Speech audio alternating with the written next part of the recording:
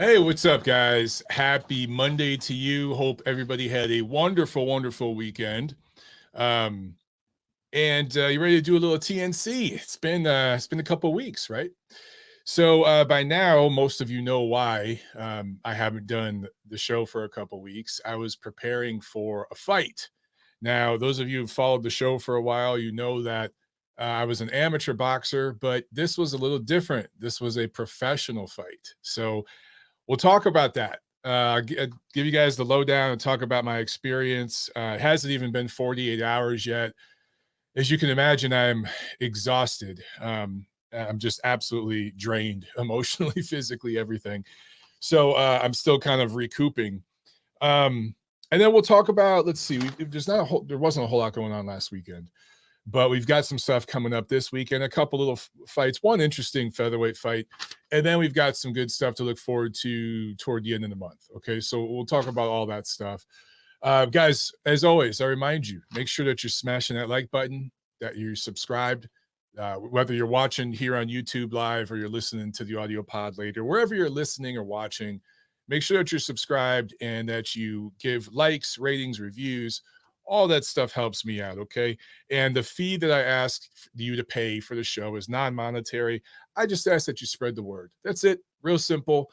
This is a word of mouth kind of thing that we do over here. Where I'm an independent operator. I always have been. I've dabbled in the media and I've contributed to different platforms over the years, but I've always, with my YouTube and my social media stuff, always been an independent operator. And that's how 90% of you guys out there know me, is through this stuff, right? So pay that fee, share the word, okay? I'll try to keep my energy up. As I said before, I'm exhausted. So I'll talk more about why. Because it wasn't just the fight, it was all kinds of stuff. But yeah, I'm just exhausted. So my energy might be a little low. I apologize for that in advance. Before I get into the review, guys, I just want to say, today is September 11th. And it's a date that, particularly here in America, is a date that invokes certain emotions that we'll never forget. It's kind of like the Pearl Harbor attack, back wow, it's been over 80 years, I think, now since that attack. It's one of those, that's another date. There are just certain dates that stand out, right? And for those of us who were old enough, I was 22 when the September 11th attacks happened. I had turned 22 just a few months before. So, I was young and immature, but I was old enough, obviously, to understand the gravity of what was taking place. And I'm now 44, so we're right in the middle for me. That happened right in the halfway point of my life. And so there's the 22 years up to that point and the 22 years since, and all the things that have changed. So, and you guys, that I'm a former United States Marine. I proudly served in the Marine Corps. So this, when I think about days like today, it's personal to me. I had friends that ended up going overseas, guys that I served with, because we ended up going to war after 9/11, and some of the guys I served with did not come back home. Some of the guys that I knew that I hung out with when I was going through training did not make it back. And so I don't know. I just, I'm in a contemplative mood today, I guess, just because of the date. And I'm wearing a shirt. This is from Nine Line Apparel. I just want to share this with you guys. You see the number 22 on here? And let me see if I can lift this part up so you can see. There's a part down here. It says 22 a day, veteran lives matter. Okay. For those of you listening, I'm just holding up my t-shirt right now, what it says. And what this t-shirt's about is 22 veterans in the United States commit suicide every day. That statistic is insane. It's honestly, it outrages me that many of our veterans are doing that to themselves because they feel they have no other options.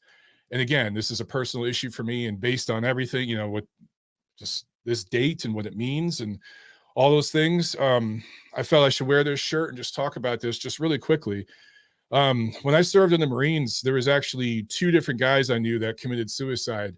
And one of them I got into the room literally just a minute after it happened. Unfortunately, I had to see. Um, I had to see an image that is still it's pretty difficult to think about. I had to see some things that were tough to see. Guys, this is a serious thing. Okay, so if um if you're going through a tough time in your life, and I'm sorry, let me get myself together. It still bothers me to this day. If you're going through a tough time, if there's things going on in your life, and I'm particularly talking to young men here because this is an issue that affects men more than women. I want to say it's like 20 to 1 or something. This is a men's issue. Okay. Guys, if you're going through something and you're having a difficult time, you need to understand that you have options, you have resources that are available to you. Okay. You need to reach out. And you need to remember that, man, no matter what's going on, no matter how difficult things are, it's not worth it, man. Okay. It's just not worth it. So, guys, if you know a friend or a family member that maybe you haven't talked to in a while, maybe they've gotten real quiet, maybe they've I just kind of retreated to a corner somewhere. Man, reach out to them. Okay. Make sure you reach out to them and let them know that there's someone out there that gives a shit. Sometimes making that phone call or email or text or whatever it is, okay, sometimes that can be the difference between somebody taking that step or not taking that step. So I just want to, again, this shirt, man, 22 a day, 22 a day. That's just crazy. Okay, guys. So I just wanted to put that out there. Let's talk about my fight.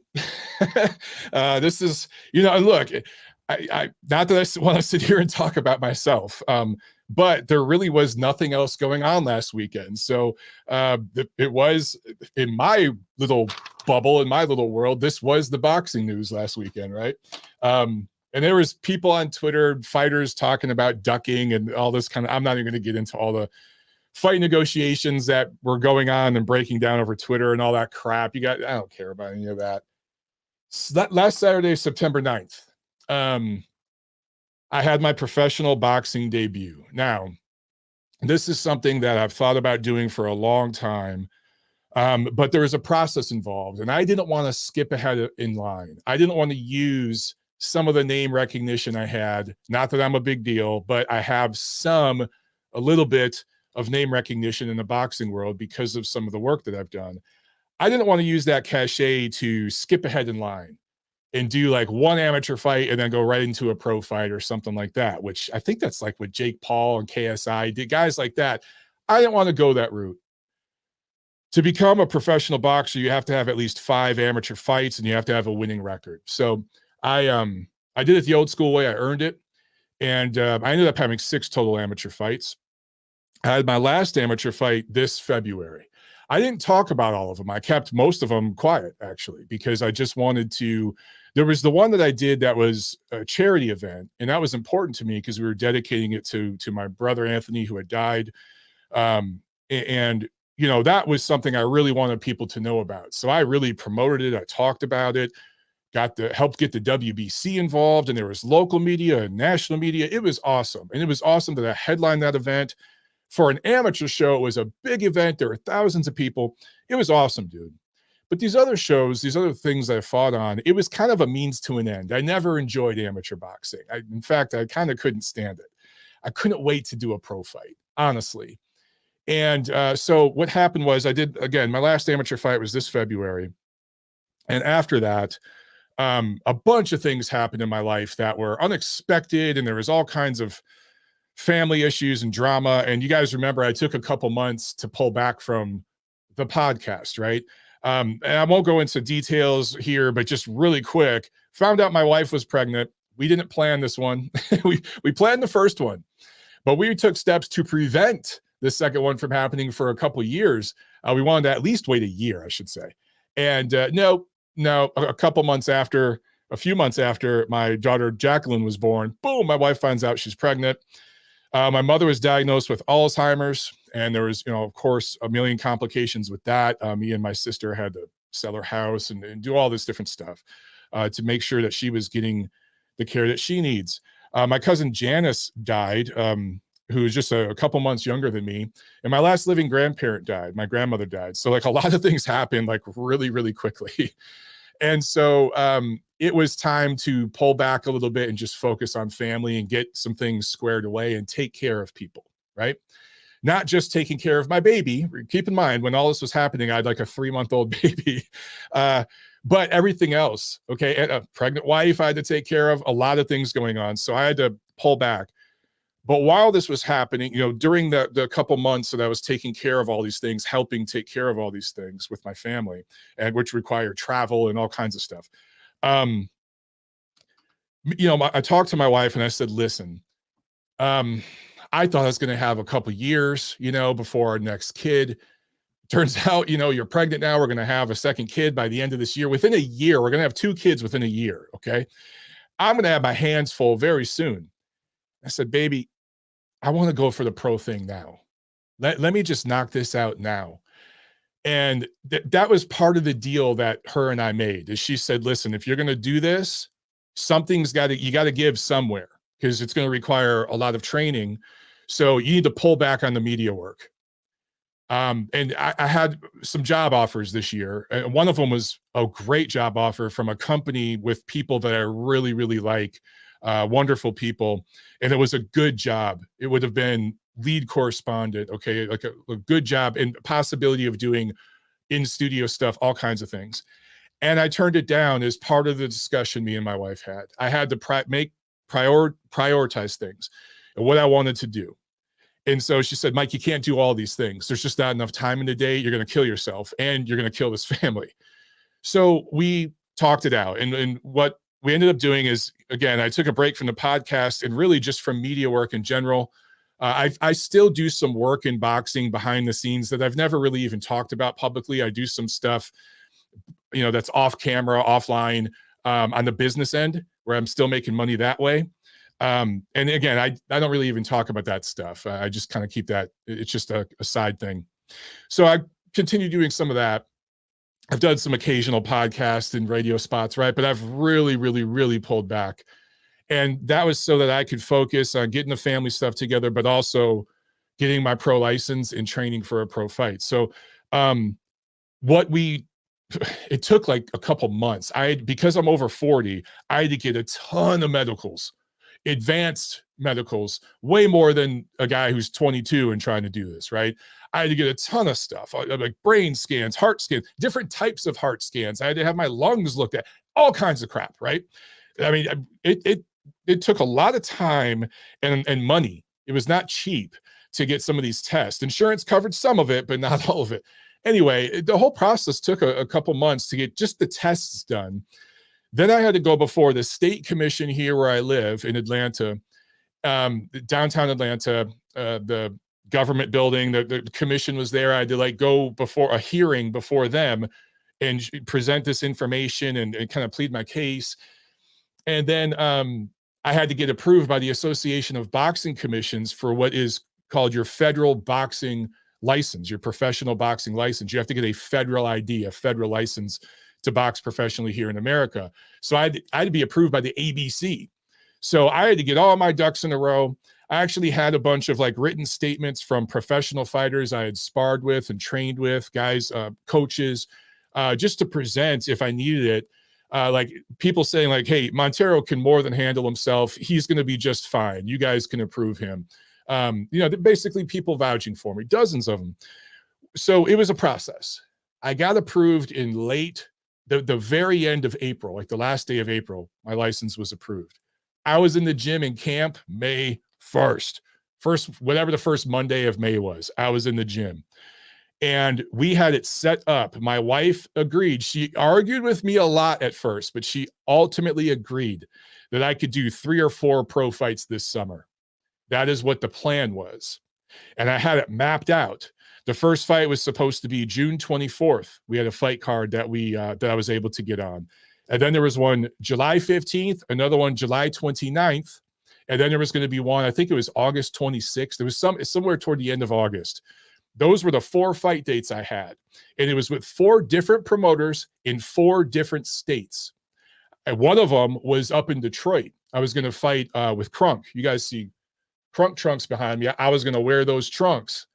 I was going to fight on the Crunk show. What ended up happening with all 4 of these events, they all got canceled.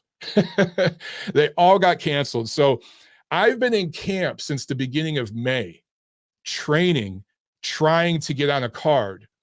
And I had it lined up, and I really thought I was going to do 3 or 4 of these fights this summer and get it out of my system and be done with it. But these events kept getting canceled or postponed. So the Crunk show, that just got completely canceled because they're working on some business stuff that they're trying to finalize. There's awesome stuff coming down the road for Crunk, by the way, both amateur and pro. But they had to like pull out on some of these shows they were originally planning to do this year so they could focus on that. And that was going to be really special for me to be able to go back to Detroit where I grew up and fight there. I had family members that were excited to watch that show. And then there was the one show specifically on July 29th. Usually when these shows get canceled or postponed, it happens 3-4 weeks before the show. So at least you're not too deep into camp, right? But the one on July 29th I was going to fight on was canceled the Friday before. And so I had just gone, for the fighters out there, you know what I'm talking about. I had just gone through Hell Week, where you're basically doing like 3 or 4 fights the week before, mock fights, before your fight week. I had just gone through that. And I came home Friday night. I was so sore, so tired, but ready. And I was ready to just rest for a week and then fight. And I got a call Friday night from the promoter called me directly. They felt so bad because they knew all the work I had put in. And so they wanted to, and it was really awesome for them to reach out to me personally instead of just sending like an email or something. They called me. It was devastating, man. It's I've had to deal with postponements and cancellations so many times in the amateurs. It was difficult to find opponents for me to fight because in the amateurs, it's masters if you're over 35. So you got to fight someone who's 35 and up. And it's just hard to find guys that age that want to fight, especially for free. In the pros, it's different because these guys are getting paid. So I've dealt with cancellations and like the heartache that causes, but a week before, dude, I will admit that entire weekend, I thought about just saying, F this. My wife was devastated. Like we had planned like our hotel room, all that stuff was planned, our trip, because it was out of state. And ultimately, I decided to soldier through it. And I was able to get on this show September 9th. Shout out to Laced Up Promotions and Viking Fight Promotions. It was Laced Up Promotions event, but some guys from Viking helped out on the show. Special shout out to Michael Englert and to my boy Chris Glover over at ProBox for making the introductions and getting us all together. I was able to jump on this show that was in a town called Rock Hill, South Carolina, which is a suburb of Charlotte, North Carolina. Those of you out there who are familiar with that part of the country, you might know Charlotte. I think it's the biggest city in the Carolinas, right? It's one of the bigger cities in the Southeast, one of the fastest growing cities in America because the economy is so good and all that stuff. It's a really nice town, really nice, clean town. Anyway, so it was in a suburb of Charlotte. And so, if the fight finally happened, they finally got a guy. Funny story. One of the fights that didn't happen earlier this year, the guy pulled out. And I thought it's just because he bitched out. Come to find out a week or two later, he got arrested for armed robbery. He's actually still in prison right now. So one of the guys I was going to fight is currently doing a stint in the joint for armed robbery. It's just been crazy, guys. It's been so difficult. And there have been so many... There's just been a lot of stress and anxiety trying to just get this together because I didn't want to just jump on any show where I didn't know anybody and I could be put in a position where I could get ripped off or something like that. I didn't want to, set myself up possibly to be taken advantage of because I've seen the things that can happen in this sport. And the guys that I've trained with, are former professional fighters. Some of them are current pros. A lot of the coaches, former pro fighters that I've trained with. And they tell me stories, and they all were like, Mike, no, You're not fighting on this card. You're not fighting on that card. This dude's shady. That dude, they would tell me straight up, no, no, no, no, no. And then when I talked about these guys at Laced Up and Viking, everyone's like, yeah, these are good dudes. These are good guys. You can trust them. You're not going to be taken advantage of. So anyway, agreed to do this show. And my wife and I discussed it. And so it's about a 3.5 hour drive north from here where I live in Atlanta. And we had not taken my daughter, Jackie, on a road trip yet. She had never been in the car for more than about 30, 40 minutes. So it was kind of scary, but we ultimately decided, let's take her. Let's go. I want to go as a family. I want my wife there. I want my daughter there. And by proxy, my second daughter, who's still inside her mommy's womb. And I want both my daughters there. I want my ladies there, you know, my wife and my two daughters. And that was really important to me. Because I knew this was definitely going to be the last fight before the baby gets here. It could be my first and only fight ever, just because of all the things going on in my life. I just don't know if it's going to work out where I can get in there again, although I'd really love to, but I have to prioritize family, you know. Anyway, she agreed. And so guys, let me tell you something. The amount of stuff you have to pack when you are traveling with a baby, oh my God, it felt like we were moving. The SUV was so full of stuff. Couldn't even see out the back. Had to use the cameras to like do lane changes and stuff. Cause I literally, the window, like everything was just full. But the 3.5 hour drive took more like 5 hours because we had to stop a couple times and get the baby out of the car and feed her, and, you know, but she did awesome. Jackie did great. She was sick. She was, you know, under the weather, and, you know, that just complicated things. She seemed totally fine until the day we traveled and drove up. She started having the sniffles. So I don't know if the stress from the drive, or maybe she had just caught something a day or two before, just didn't show symptoms until we got there, but she had sniffles and she was coughing. And so maybe she's teething too. We think maybe her top teeth are coming out. Anyway, she wasn't feeling good, but she did great. She did awesome. It was her first time being out of the house in a new environment. We stayed at, you know, a little hotel with an efficiency. They offered to put us in the fight hotel. And I'm like, you know, I just want to stay off the beaten path a few miles from the venue and just be alone with my family to take care of my daughter. And, you know, so we, you know, it was awesome that they offered that, but I just said, no, we're going to get our own thing. And we got like the little apartment efficiency that has the stove and the mic, you know, the things you could cook, you know? So that was good, you know, so that we could, because we're very particular about what our daughter eats. We like to get like whole food, organic stuff, natural food, nothing processed, right? So we wanted to be able to cook some things. Anyway, it was a unique experience, but it was difficult. You know, my wife was stressed out, obviously, very pregnant. She's due next month. She's, you know, as big as a house. It's hard for her to get around. And she's dealing with this little 10-month-old baby. And I'm having to focus on a fight. I had to go to a weigh-in on Friday by myself because, you know, my wife and daughter were going to come to the weigh-in. It's the first time I had been in a weigh-in by myself. Usually I'm there with my coach, with somebody, one of the guys from my gym, something. I'm just kind of sitting in the corner by myself. My opponent was there with his whole crew. And, you know, because there was a bunch of guys from his gym, his trainer, they're all hanging out, talking, laughing. I'm sitting in the corner playing with my phone. That was just a lot of what the weekend was. But, you know, we went through the process and weighed in, signed the contracts, all that. And it's like, okay, it's on now. We're doing this. He ain't pulling out. I ain't pulling out. We got to fight. Finally, we're here.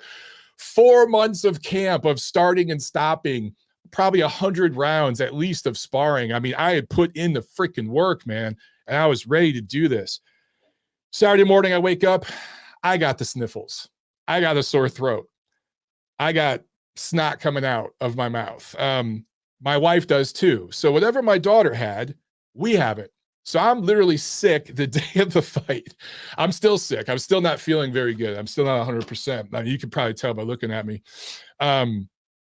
So I wake up feeling like shit, but you got to soldier through it, right? Jackie had puked all over Tiffany while she was feeding her. It was just like, oh my God, what else could happen? But I left them at the room and I Ubered to the venue so that my wife could drive to the venue later, because I had to go early and, you know, get medical clearance and all that with the doctor, go through all that fighter stuff. And I'll tell you guys this funny story, like how it all works out. Boxing is one of those sports where whatever can go wrong will. I mean, just things just go wrong. It's just Murphy's Law. I'm sitting there getting ready. I'm in the dressing room, and I talked to my coach. Wasn't able to come up, but Michael Englert, one of the guys at Viking Fight Promotions, was there, and he was able to get my corner, and he had a guy there to do my wraps and everything, because he had a couple fighters there. So he kind of helped me out, and then like the fighters, their fighters that were on the card, we just kind of hung out together, and you know, it worked out good. But you know, I asked him. So originally I was supposed to be the third fight on the card, the third fight. And I remember asking him like, hey man, because they were running a bit late, like, should I start warming up? Should I start shadow boxing, whatever? And he's like, nah, dog, we probably got an hour still. So don't warm up too soon, you know, take your time. I shit you guys not, literally 10 minutes after that, I'm sitting in the locker room playing on my phone, literally just looking at, I have a folder of pictures of my daughter, just looking at pictures of my daughter smiling, trying to just be happy, just find that happy place, right? Where I'm just looking at pictures of my daughter. Commission guy comes in, goes, Montero, 3 minutes. I'm like, what? Montero, 3 minutes. I didn't even have my gloves on. I was wrapped up. I was suited up, but I did not have my gloves on because I thought I had an hour. So I run up front. I was in the red corner locker room. I ran up front to where Michael Englert was, and I said, hey man, they just told me 3 minutes. He's like, what the hell? Turns out they made me the first fight. Two of the fights had been canceled because a couple guys pulled out. You know, these things happen. And so they bumped me up to the first fight. I didn't know, no one told me. And so I had 3 minutes. So literally they came and told me that while my opponent was getting ready to walk to the ring. So, and it wasn't on, I'm not trying to say any of this to be critical of the promotion. It should have been communicated by the commission, I think, sooner. Commission people did a wonderful job. Everybody was very professional, did a great job. There was just a breakdown of communication somewhere, okay? And no one told me I was the first fight. So, long story short, I have 3 minutes to put on my gloves. Okay, the commission guys watching me put on my gloves. They had already signed off on my wraps, watching me put them on, watching my trainer lace them up, tape them up, and then they sign off on it, and then we walk to the ring, practically. I had maybe 60 seconds where I could move around a little bit and hit some mitts, basically as we were walking to the tunnel. So I was completely dry, had zero warm-up. And they're announcing my name. I can hear my name in my song playing. And I'm walking through there like, what the hell, dude? So I had like a hoodie on, like a little jumpsuit hoodie thing to warm up in. I just put that on and just moved around a little bit, had my hands up, and just tried to get a little loose. But I was tight and I was dry. But by the time I got in the ring and moved around a little bit, it was fine, you know. So they announced their names, fight starts, boom. Now my opponent was, I think he's 21 or 22. He's literally half my age. And he was shorter than me. He was like 5 inches shorter than me. So I had a big height advantage. So I'm looking at him and I'm thinking, I saw him at the weigh-in, obviously, and I was thinking, all right, I'm just going to stay long and punch down at this dude. And I figured he'd try to get real close, and I would keep my elbows high so I could push him down and then back and then punch. That's what I thought was going to happen. So but he came out, guys, literally, he kind of put his head down and was just throwing haymakers, just both hands, just as hard as he could, throwing haymakers. There was no jab. There was no setup. And I was almost like, what the hell, dude? So I just covered up. Basically, the fight only went 1 minute and 45 seconds. I basically covered up for the first minute. I did nothing but cover up, let him shoot his wad, and kind of held him a couple times. Ref broke us up. It was really sloppy, really sloppy. And then after I got him, he got a little bit tired. I had to get really, really low. I had to crouch down low because he was like 5 inches shorter than me, but he was crouching down. So I had to get real low, and I landed an uppercut right to the solar plexus, right in his tummy.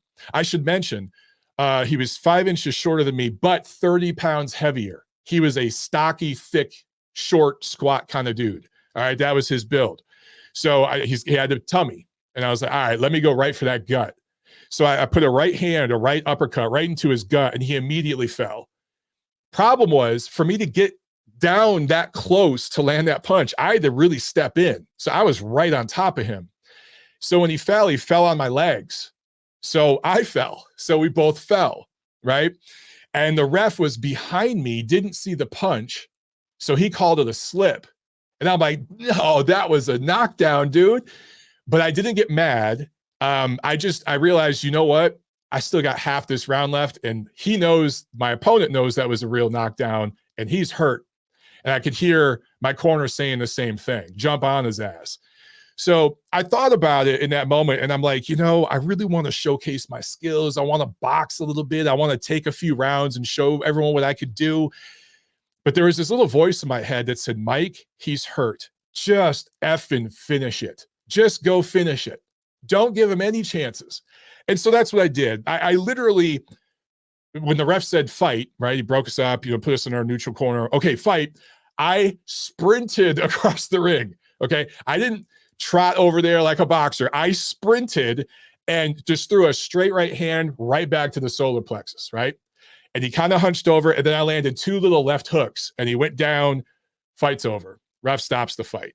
I was a little bit pissed because I was like, man, I wish you would have let him get up one more time, because I wanted a clean knockout. I wanted that clean concussion, put the dude to sleep kind of knockout. I didn't get that, but beggars can't be choosers, right? Fight was over, and it was over in 1 minute and 45 seconds. And it was almost like anticlimactic, because once I only ended up throwing I think 5 punches, but they all landed, and every one of them had an impact. But that's all it took. And the fight was over. So, it's a blessing and a curse, because the blessing is that first round knockout. How much more dominant can you get? I wasn't in there fighting Tyson Fury or Anthony Joshua. I get that. But against, this level of opponent that you're going to fight in your pro debut, your first couple pro fights, you're supposed to get them out of there if you're on a certain level yourself, right? And that's what I did. So I showed my quality and my level, even though my boxing was kind of sloppy, because I had to kind of get sloppy to fight with him the way he was fighting. It was decisive and dominant. I got my W. So that was the blessing. The curse is I put in hundreds of hours of work. And I wanted to showcase some of the things I've been working on. I did more sparring for this fight than any of my amateur fights, probably 10-1. I'm serious. And I sparred a bunch of new guys in this camp, lefties. One guy I've sparred with, was 26, is a former college football player, weighed over 300 pounds when he played football. And now he's like 270, 6'7", 6'7", a massive dude. I've been sparring with him. It's been great work. There's another guy I've been sparring with that's tall and long, 6'7". I sparred with a light heavyweight southpaw, very slick, that is about 6'1", and gave me great technical work. I've sparred with just some great dudes, man. And I was really, really ready to showcase what I could do. I didn't necessarily get to do that. So, a lot of you guys have asked for video. I'm working on it. The promoter's supposed to send me video in a couple weeks, and whenever I get it, I'll post it. But there's not a whole lot really to show you guys, honestly. Once I threw like 4 or 5 punches, the fight was over. I just it was really sloppy and goofy looking for the first minute, because this dude was just haymaking, throwing haymakers, and I just basically just covered up and let him do his thing. And then I hit him in the gut a couple times, and then the temple, the side of the head, because he was leaning over, and that was it. But I did what I had to do, got the dub. So what was awesome is that I had friends and family who made the trip down to see me. My mother was there. That was really special for me, with everything that she's going through, with her health, for my parents to be there, but especially my mom to be there and see me fight. Because who knows how much longer she'll, be around. I don't know. So like having friends and family there, my sister, my brother-in-law were all there, my cousins. It was awesome. It was really, really awesome. So this isn't how I pictured it unfolding and happening. If I wish I could have got 3 or 4 fights in this summer like I originally wanted to. So I could have got in there with a few different styles and shown some of you guys out there some of the things I could do. But I was talking to my wife about this and my coach, and they both basically said the same thing in their own way. They said, Mike, the guys that you trained with, the guys you've been sparring with and training with for the last few years as a competitive fighter, amateur and then pro, they know what you can do. It's the guys that know what you can do. And that's whose opinion should matter. Who gives a shit what some troll on Twitter thinks? They're never going to give you credit anyway. If you went in there and had a 4-round boxing clinic, where you showed beautiful footwork and counter punching and all the things I could do, they're still not going to give you credit because they're going to be like, oh, you couldn't get the guy out of there? You should have knocked him out in the first round. So you can't have it all, right? So, and that's the thing with only having one fight, So anyway, guys, that's what took place. I'm trying to think if I got to everything, but that's what took place in the fight itself. And then yesterday we came back home. Jackie got her first full night's sleep back in her bed. She feels a lot better today. Me and Tiffany are still feeling under the weather, but it's all good. And so if I never do fight again, at least I can say I did this. I put myself through it. I put myself out there. And I tried something that literally 99% of people would never even try, especially considering everything my family has gone through the last few years, but even this year in particular, man. And then all the cancellations. Those cancellations hurt. Oh my God, do they hurt? And let me tell you guys, this has been an education. Obviously, I consider myself pretty knowledgeable in the sport of boxing, and I've always known what fighters go through intellectually, but what I've been living is the life of what I call the 4-round fighter, right? That's the novice level guy, not fighting for a world title, not signed to a promoter, independent operator, working a real job, boxing on nights and weekends, early mornings, around work and all that stuff. Guys, that is literally over 90% of licensed professional boxers. I don't think fans always recognize that. It's less than 10% of these guys that have a top level promoter or even a club promoter that signs them, somebody that's like looking out for them and taking care of the business side of things for them. So all they can focus on is training, maybe even giving them money, paying their rent so they don't have to work so they can focus on training, right? It's probably less than 5% of pro fighters. The overwhelming majority of professional fighters are guys like me. And in fact, if I'm going to be honest, I had certain privileges over most of these guys because, again, not to say I'm a big deal because I'm not, but I have some name recognition in the boxing community. I have some. I have a fairly large social media following for a boxing guy. And that has helped me get opportunities that maybe perhaps I otherwise would not have got. So that's another thing too, is I recognize the privilege I had in this process, because there's a lot of guys out there who don't have maybe the social media following or the name in boxing that I have, and they're trying to get on a show and make a little bit of money, and promoters like, no, you're not getting on this show unless you sign a 5-fight deal with me, or you're only getting paid if you sell tickets, all these sorts of things. And I was able to negotiate with these guys and work out a deal that made sense for both of us, because there's things I can do for people on the back end, et cetera, et cetera.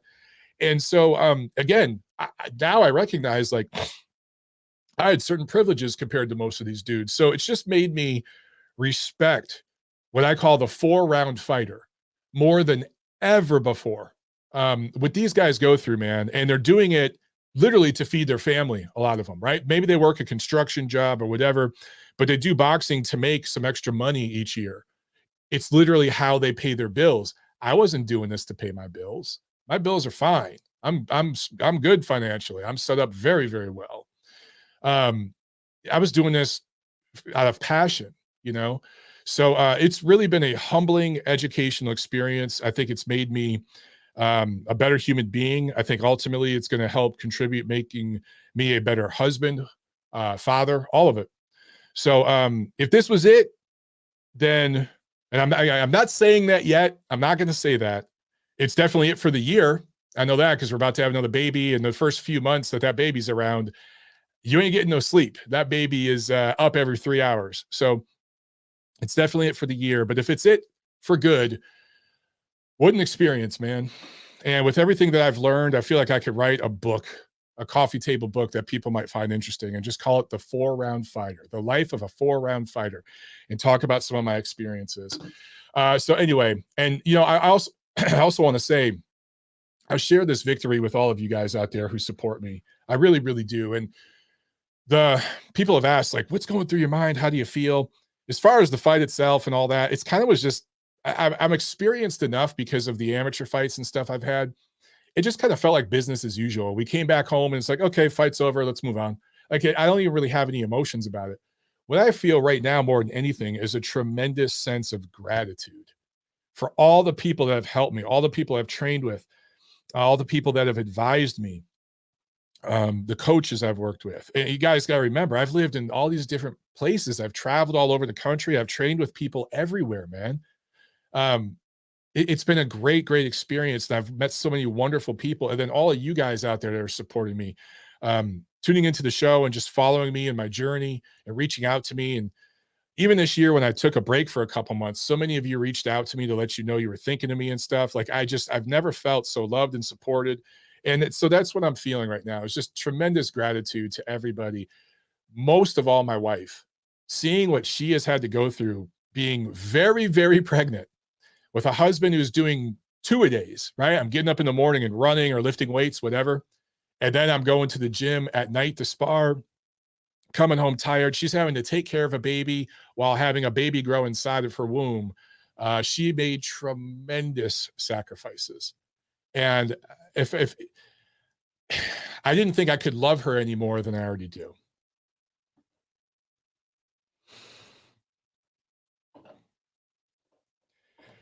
I was wrong.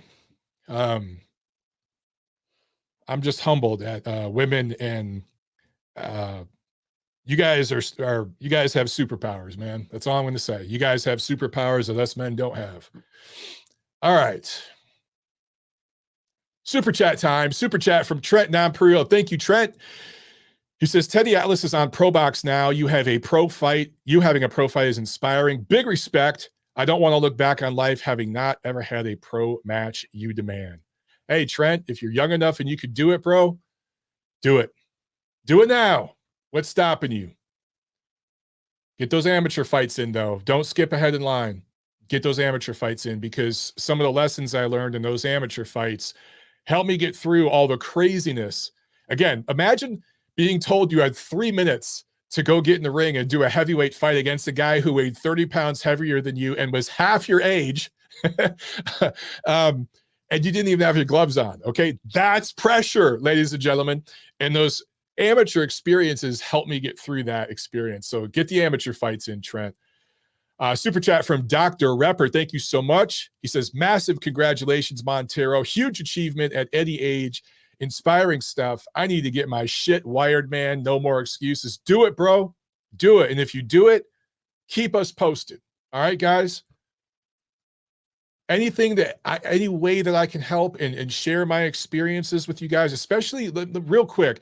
I'm not going to get into all the training details. I can if you'd like me to in a future episode, but I'll just say I did this camp differently, and I kept muscle on in this camp. In previous camps, I did way more road work. Now, keep in mind, I am 44. I'm also a different body type because I'm over 6 feet tall. I'm over 200 pounds. You know, I'm a kind of a heavyweight. I'm really a cruiserweight in the modern era. I'm really not a heavyweight. I just didn't want to make 200 pounds. In the amateurs, I was really cutting so much muscle. In this camp, it was different. I lifted a lot more weights. I did less road work. My cardio was my sparring. I did road work once or twice a week, but I'd only run like 3 miles. I wasn't doing 5, 6 miles. None of that shit. I did 3 miles. Kept it to 5K basically, which is like 3.15 miles. That's what I did. All right. And I only did that once or twice a week. And I let myself eat, particularly protein. I kind of did the carnivore diet. I cut back on the carbs and the sugars, and I ate a lot of protein, a lot of meat and cheese, dairy, all that stuff. And it worked for me. I cut fat like never before. And I actually I did cut some muscle off, but I kept a lot of muscle. I probably had 10 more pounds of muscle at least in this fight than my last amateur fight. That was back in February, because I was just doing too much running, not enough weightlifting. Anyway, I could get into more of those details later, guys. But yeah, anyway, just experiences like that, if I can share with some of you guys trying to do something like this, I will. Obviously, I will. Will with the super chat. Will the degenerate boxing fan Lynch with the super chat. Thank you so much, Will. He says, congratulations on your pro debut, Mike. Thank you so much. I really, really appreciate that. You guys are awesome. We have another super chat here from John Witten. Thank you so much. And we got another one from Omar Rodriguez. Thank you, Omar. He says, Montero, admit it, you just wanted to get on BoxRec, LOL. Next, Montero versus Jake Paul. Hey, if I can get paid, if I can get that Jake Paul money, sign me up, bro. Sign me up. It is kind of crazy seeing me on BoxRec, although my picture on there is horrible. It's the worst picture. I look like I'm 80. It is not. I was really hungover. I was in Detroit. It was after a night of drinking. I went to a baseball game. My cousin works at the stadium. He got us lit. And the next day, I'm like, it just looked horrible. And that's the picture they used. So I'm hoping to get some pictures from the fight itself. And I'm going to send a couple of those to BoxRec. Like, guys, could you choose one of these where at least I'm in the ring? And, my picture on BoxRec is terrible. And you don't get to choose that stuff, So I'm hoping they'll work with me. Chris with the super chat. Thank you so much, Chris. He says, I always believed in you, Mike. Congrats. Chris, you've been a loyal friend for many years, man. You're an awesome guy. Thank you so much. Thank you so much. I can't thank you guys enough. I really, really mean that. Real quick, and then I'll get a couple of phone calls, okay? Preview time. This Friday, September 15th, Top Rank has probably the best show of the week. And where is it at? Corpus Christi, Texas. Corpus Christi, Texas on ESPN. Xander Zayas fighting in his first 10-rounder. Undefeated 140-pound prospect fighting in his first 10-rounder. I think that's the co-main, but the main event's actually fairly interesting. Luis Alberto Lopez versus Joet Gonzalez for Lopez's IBF featherweight title. That's a decent scrap on paper. Hope it plays out that way in the ring. And then Saturday, September 16th, Golden Boy Promotions has a card at Commerce in Commerce, California on DAZN. William Zepeda versus Mercito Hesta in a lightweight fight. That's an interesting matchup.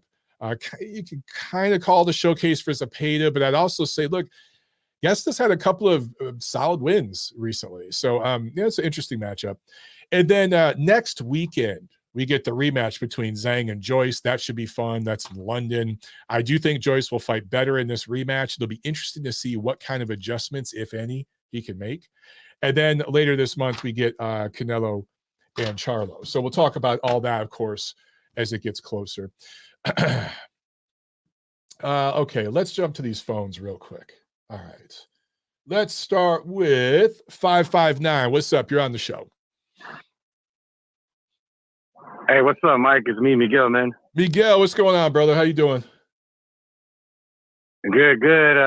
Just right here with the baby and the wifey. But hey, congratulations on your debut. Thanks, man. Thank you. I kind of lost track of everything that was going on. Yeah, you're welcome. I kind of lost a track of everything that was going on because I myself have a baby right now, newborn. I hear you, bro. Been busy, but I hear you. But yeah. For all those listening, Michael isn't playing when he says he really put in the necessary work, man. I feel like you've been in training camp for 1 year straight, bro. Yeah, that's how it you know feels, what I mean? man. Like, I'm so exhausted right now, bro. Yeah, I'm hey. so exhausted. Yeah. Oh no, yeah. Hey, it's part of the game, you know. But like I said, congratulations. That's a good win on a guy.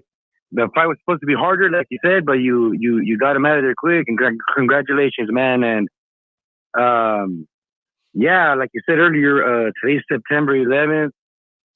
Today, for all of this, we can put all our bullshit that's going on in our life to the side, because today we have to commemorate those who were lost on September 11th, 2001. And, you know, it brought a lot of changes, like you said, for the armed forces as well as for civilians as well.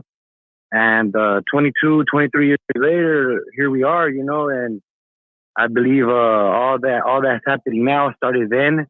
Mm-hmm. I am happy that we're way more able to have information, you know, now as opposed to back then, because back then it was just one thing that was told to us. Most of us, the vast majority, believes it, and it was wrong. And with that being said, it's not about what caused it, who caused it. It's about the victims and those lost, you know. And I myself don't have family that was lost or friends, but half of my family on my mom's side, they're all in the military, you know. And the other half of us, you know, went to prison, whatever. Mexicans, I guess, whatever. But hey, it sounds like I'm my not just the only family race. too, But what I'm saying is, Italians are very similar. Right. Yeah. Right. But yeah, half of my, you know, my two first cousins, they're Army. They went to the Army, man. And then my older cousin, Rose, she, I don't know if you remember back then when they were attacking all the convoys with the IEDs. Yeah. She was a victim of one of them. Luckily she didn't die, dude. Luckily she didn't die. But it was back then when they were using the Nokias, the actual terrorists, the insurgents, to detonate bombs on the road. And she unfortunately was in a Bradley fighting vehicle. Horrible design, by the way. Even she said it, but most of her crew got blown to bits, dude. And she came back all screwed up. And when I say all screwed up, I mean really not right, you know. And it took years and years for her to even have some type of normalcy. So, like, you know, we've all, if you can, from financially, spiritually, emotionally, physically, mentally, personally, with family or friends, we've all had the effect of what happened that day. And let's never forget, you know, God bless those who passed away. God bless all the veterans that truly fought with their heart. Thank you for your service, Mike. Thank you. And I just want to call in and tell you thank you for all your hard work that you do, man. You're one of the most hardest working dudes that I know, period. I don't even know you personally like that in person, but like I feel like you're my brother, bro, because it's like same. You're not fake, you know, you don't have an agenda. And that's so rare these days, man. Thank you, bro, because like you know, even if you don't want to end it or whatever, you know, it's still tough, you know, these days, especially in this world. And especially when you have kids, you know, and yeah. I'm 32 years old, father of one, struggling, ex-convict, multiple strikes. But I haven't been back in 10 years. I'm not ever going to go back. And you motivate me, bro. Thank you for your message, to stay strong, okay? Because it really helps, man. That's awesome, Miguel. Yo, keep at it, bro. Every single time you think about when things get tough and you think about taking maybe that easy road and doing something that might get you in trouble, whatever, think about your baby. Just think about it. Close your eyes and picture your baby's face, okay? All right? Yes, sir. All right, brother. Thank you, Mike. God bless those who are listening. And just a quick note, the Crawford era has taken over. And that's another thing that motivates me. Yeah. Man, those PVC guys hurting right now. All right, man. I'll see you later. All right, Miguel. All right, peace. All right, guys. I love you, man. Bye. All right, brother. There he goes. That was good. All right, let's jump to the UK. We got a UK caller.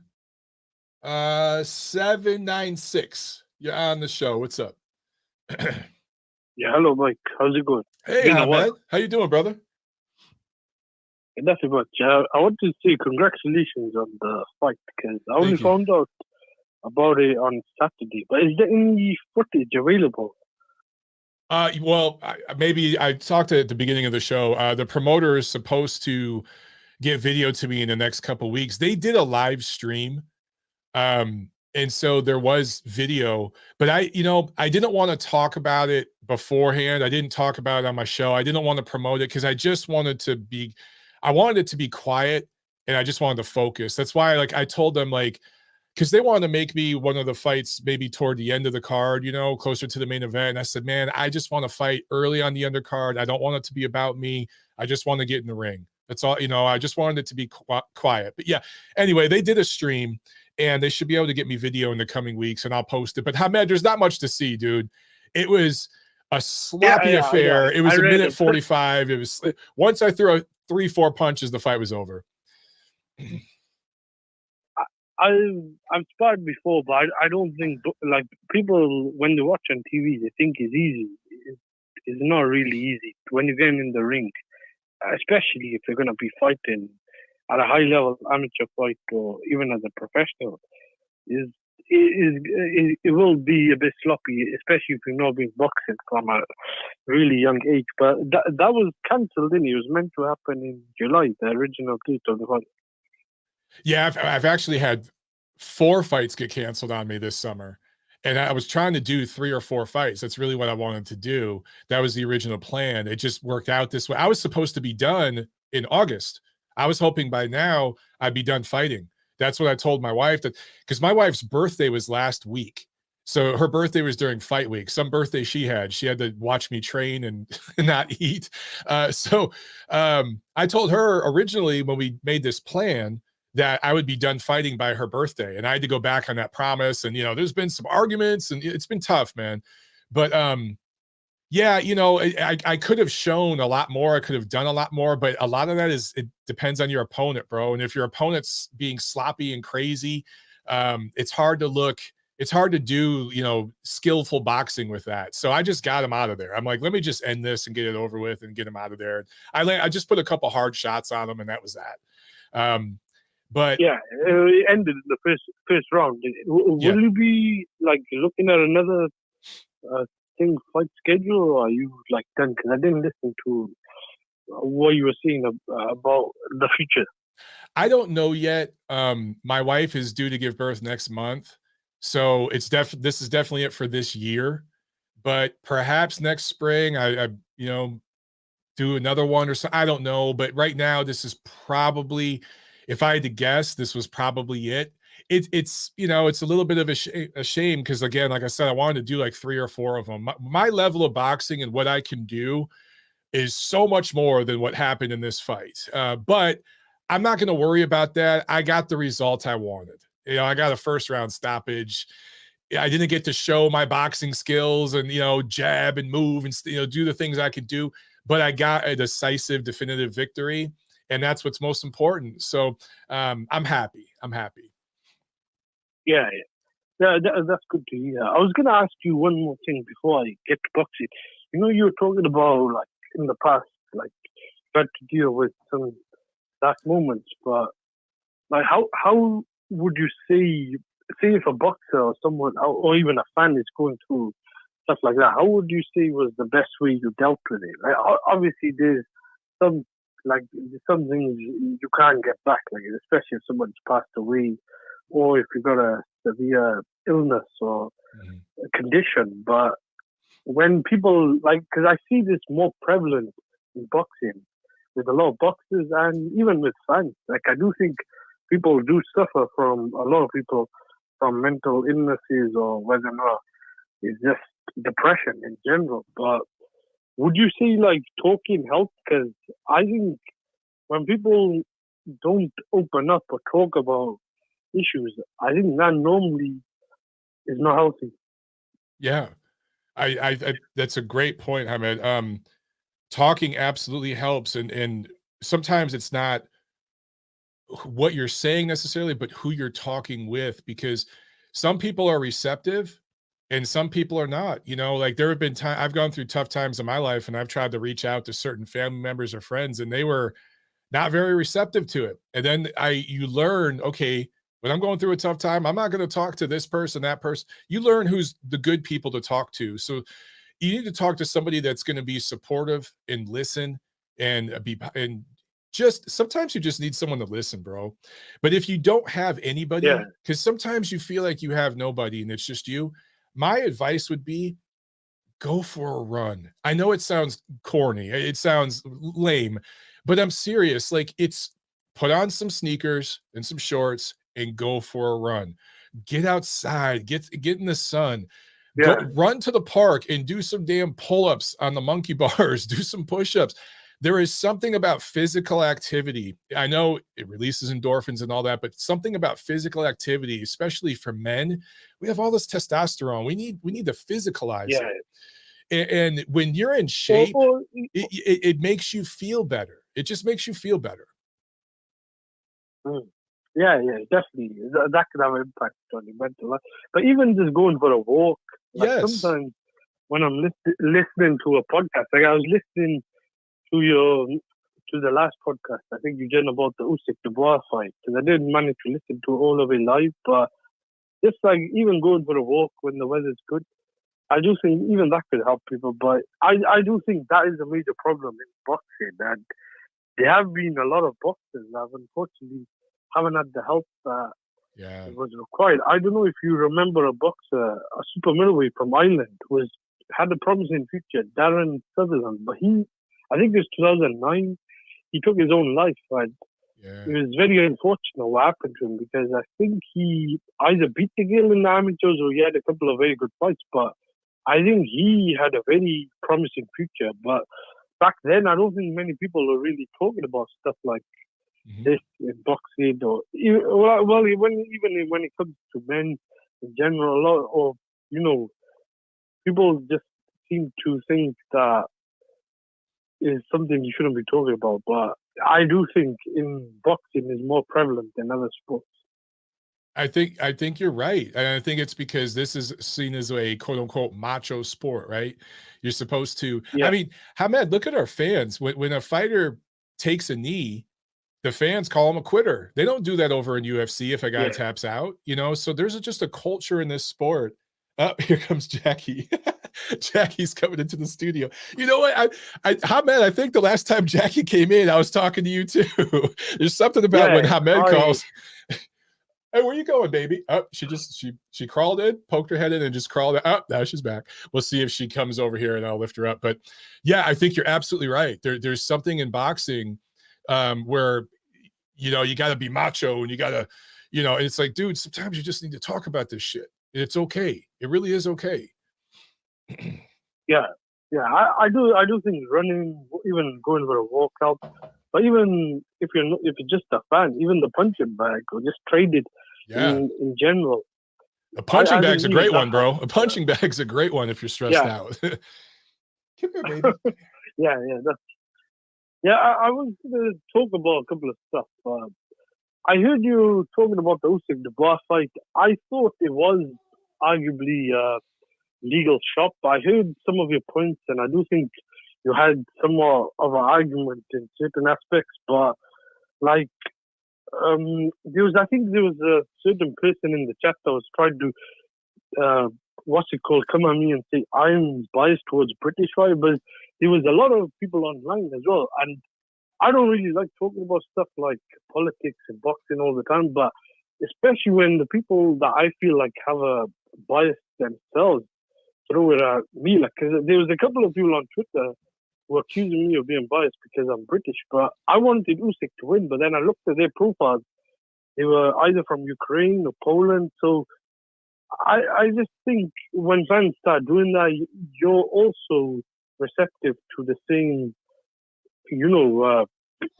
judgment in the end. Because I wanted Usyk to win, but I did still think that could have been a legal shot, because a lot of people who are not British thought that was a legal shot. And there's nothing wrong with that. Like, Hamed, you have the right to have that opinion. And if somebody doesn't like it, tell them to go blank themselves. Because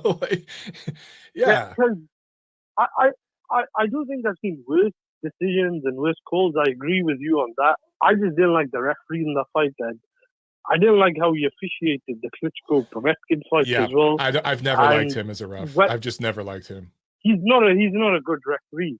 But I've seen guys like now joke. I think it was Jack Reese and Joe Cortez, both saying it was a legal shot. My problem with this whole thing is I talked about this, I think, with Joe Habib after the fight. I think it was that night. And I think we were on, I can't remember. I think it might have been Discord. And I was even saying that the referee was not transparent in the dressing room or in the pre-fight instructions. And that was, I think, more of the problem with a lot of people that thought that the ball got a bit shortchanged in that round. Because if the referee said anything on the belt or below is illegal, I know some of the gloves did go, below the belt or whatever was on the belt, then I wouldn't have had a problem. It's just, I think the referee was not really that transparent. And in the dressing room, he's talking about stuff like telling Dubois to not worry about the fans. And as a referee, you're not meant to do that. Luis Pabon is just, I don't want to sit here and just beat up on anybody, but I'm just not a fan of him as a ref. I mean, I saw that clip you're talking about and like the things he was talking about. It's like, that's something a trainer should be saying to a fighter, not a ref. Yeah. But, you know. Yeah. It's not, I don't blame Usyk though. I got to be fair because Usyk but you know what? Fighting on the road.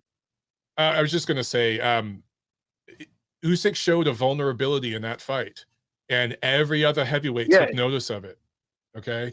So he's going to have to find a way to avoid getting hit with that shot in the future because every opponent he faces from now on is going to throw it. So that's on him. You know, there is a video where he's been dropped as an amateur. I saw that. That shot was similar to the one, the one Dubois landed. So some referees, or I think a lot of referees in general, would have called it because the fight was in Poland and I think it was like 40, 50,000. And I do think maybe Pabon may have just made a quick judgment guess. I'm not sure if he saw that real life. If he did, then, you know, that's his right. I just think he should have been a bit more transparent. But I do think some people are obviously going over the top because Usyk, to my knowledge as a professional, has only had really one close fight and he hasn't really had any favorable scorecards or decisions. I think maybe in the Joshua fight, Pabon was a bit bad in that as well. Yeah, I was just gonna say that I gotta move on, Hamed. But Usyk is one of those, like, if people are trying to make a point about a fighter getting favoritism and all that, Usyk's the wrong example. This guy has gone on the road his entire career. This was the closest thing to a hometown fight that he's had, and he was the champion. It was kind of a hometown fight for him, and that call went his way. That's really the first call like that his entire career that I can think of that's gone his way. Everything else, he's had to make concessions. So, as a professional, he went to Latvia to beat Braden. But I do think he was over complaining with body shots. But again, that's on the referee. A fighter will do what they could do to get away with it. It's on the ref, but it's also on Dubois. It's also on Dubois. You know, you got a guy hurt, take advantage and force the ref to take a point or something. Like, get in there and do it. Dubois had no chance of outboxing Usyk. The only chance he had was to go back to that body, and he tried to do it. He just wasn't effective. But to me, it's just a non-issue. It's just a non-issue. I agree. Usyk won the fight. He won the majority of the rounds. He was the superior boxer, but I don't think he did land his money shot. And he had really a power. He really just had a puncher's chance, which I was saying before the fight. So I think Hrgovic will be a tougher fight, but I can't blame Dubois too much after what happened in round 5 because I did see him go into the body. It's just he couldn't land that shot again because I think Usyk is just on another level. But I don't completely agree with your notion. I think you were saying about the Kovalev Ward fight and even this fight. If the referee is threatening to disqualify you or showing heavy favoritism to the other fighter, as a fighter, how would you feel if you were in that circumstance? I don't know if you heard earlier in the show, I was talking about the referee in my fight missed a knockdown. I landed a great body shot. The dude fell down. He fell on me, so he knocked me down too. So we both went down, but the referee missed it. And I got up and I was pissed off, but I stayed, disciplined, and I just went out there and finished the guy. Man, the referees make mistakes. They do. And as a fighter, you got to deal with it. There's just a lot of things that happen in a fight. Also, I'll tell I don't know if you heard earlier on where I said the commission guy came in the locker room and said, Montero, 3 minutes. I didn't even have my gloves on. Yeah, I didn't get to warm up. I had to figure it out, and I did. And Dubois had an amazing opportunity and just didn't figure it out, dude. But I got to get to this next call, Hamed. I'll let you go. I will say one last thing. I do think he just wasn't good enough to do that, but I do think him quitting or giving up, that wasn't a good look, because he's done that in the past as well. And that's something that I do think they need to work on. But I do think Philip Hrgovic and Usyk, that will be a more competitive fight, because a lot of people are reading too much into Hrgovic's past fights, but the same people are saying Dubois was going to barely win a round and he was going to get stopped in 3-4 rounds. So I think that's a tough fight, possibly. But that's probably a good fight to make if Fury's not going to fight him. But thanks for taking my call, man. I'll speak to you soon. All right. Thanks a lot, Hamed. Have a good one, brother. All right, you too. All right. Say hi to everybody, Jackie. Say hi. Say hello. Jackie's on the show. Say hi. One day you're going to be Dad's co-host. Can you clap? Clap. Clap. Clap. Jackie, can you clap? Oh, come on. Don't get you. There you go. Good job, baby. Can you wave? Can you wave? Yay. Good job, baby. I love you. Give Daddy a kiss. Oh, thank you. I love you, baby. Daddy's going to get back to work now, okay? Go to mommy. Go crawl to mommy. Okay. All right, guys. We're going to, real quick, super chat from Chris Singh. Thank you so much, man. He says, congrats, Mike. Undefeated with 100%. First round KO. TBE, baby. Yeah. Thank you so much, man. I love it. All right. One last call, guys. Then we're going to go here. Jackie's probably going to get mad if I don't pick her back up here in a second. Once I pick her up once, she gets this thing where she's just like, Daddy, why aren't you picking me up again? Why'd you put me down? So, okay, one last call real quick, and then we'll wrap it up. 415, you're on the show. What's up? Mike, what's good? It's your boy Luis in Oakland. Luis, what's up, man? How you doing? Pretty good, man. Long time no speak. It's good to hear from you. Yeah, man, absolutely. Congratulations on that beatdown. That was the first round stoppage. Thanks a lot, brother. I appreciate it. Thank you. Hey, I want to hear you for sure. I want to hear your opinion on. It's kind of not far fetched or out the realm of conversation, but what's up with these nuanced UFC weigh-ins we're seeing now? As far as the inaugural, and they're doing them, before with no real TV feedback, and we really can't see how the fighters actually look on the scale. I mean, these last couple of big fights with the Garcia and the Spence and Crawford, we see that, and I'm kind of like, basically, I'm expecting it with Charlo and Canelo. So I want to hear your opinion on that. It will be that for Charlo Canelo. It's all the Nevada fights, man. And I don't know why they do that. It defeats the purpose. Like, what's the point? So the actual weigh-in that they do publicly is completely just for show. It's like, it's WWE shit. So the guys are weighing in at 9, 10 in the morning, and then they're rehydrated by the time they come out to the stage. Imagine if you're a gambler and you're trying to place a bet. A lot of gamblers want to see how these guys look at the weigh-in. They might look great at the weigh-in, but maybe at 9 in the morning when they weighed in, they look like a freaking skeleton. It's just, I don't like it, man. Yeah. And nothing should be behind closed doors, man. Nothing. I just don't like it.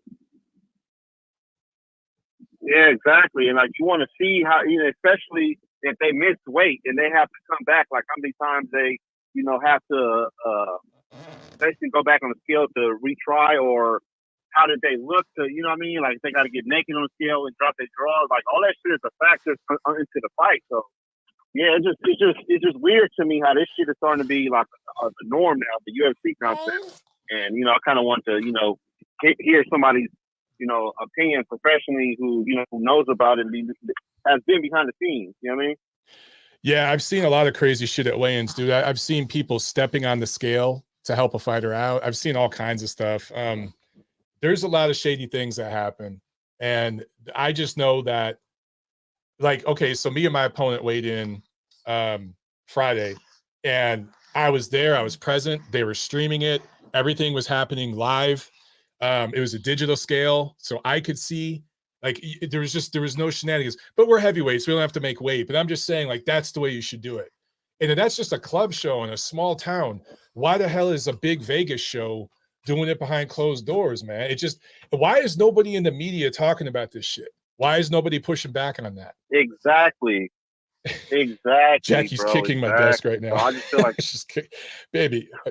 She's well, just I'm kicking gonna the let you get back keyboard. to your daddy duties, man. But I just want to hear your opinion on that, bro. Good to hear from you, and I'll hopefully hear from you soon.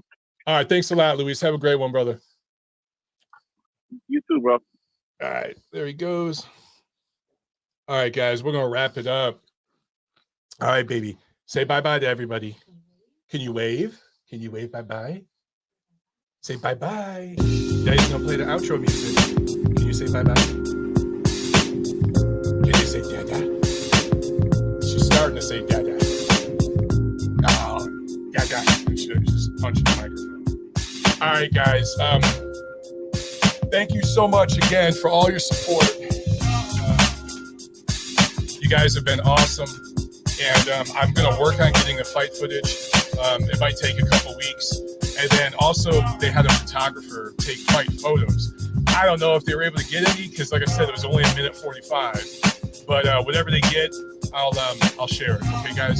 So we'll do it again next week. We'll preview the big heavyweight fight. Until then, have a wonderful week, guys. I love you.